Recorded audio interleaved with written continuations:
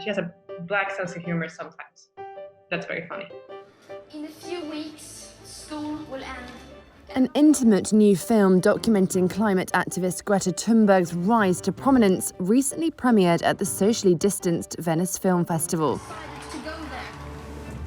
So what was it really like getting so up close and personal during the filming process? And what did Greta herself think of the final product? Reuters spoke to the film's producer, Cecilia Nessen. She thought it was a bit weird in the beginning to see herself on the film.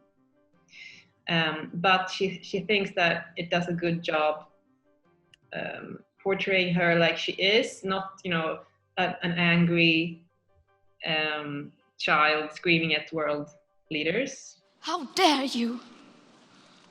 You have stolen my dreams and my childhood with your empty words. But she's quite shy and nerdy person, as she puts it herself. So I think she's happy about that facet of her personality has come through in the film. You read a lot on climate? A lot. I'm a nerd. This could be catastrophic. All of this with the Directed by Nathan Grossman, the project started when the team filmed Greta back in 2018 on the first day of her school strike. But I Am Greta wasn't actually originally intended to become a feature film.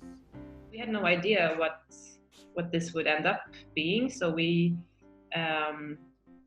realized there was something special with her, that she has this incredible fierceness and smartness and braveness, but we didn't know what it would turn into until a few weeks later. We were actually developing a short of it, because before she got the media attention that she later got, we thought it would be a short. So we were financing for a short.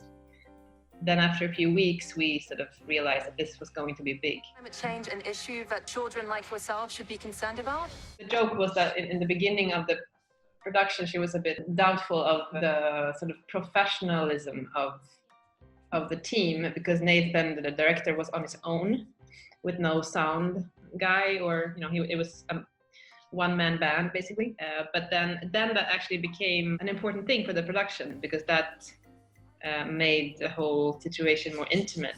Climate impact of aviation. The film culminates with Greta's arduous 2-week journey by sailboat to the UN Climate Action Summit in New York, where she was greeted by crowds chanting her name. But as the filmmakers learned, all the attention that comes hand in hand with her activism is a bit of a double-edged sword. She doesn't want to be this person, really. She doesn't want to be the only person sort of responsible, or the only person in the limelight, or this figure that everybody is turning to, for seeks what do we do now, sort of. She doesn't have all those answers. That's why she's always pointing back to the scientists and to politicians to come up with the solutions.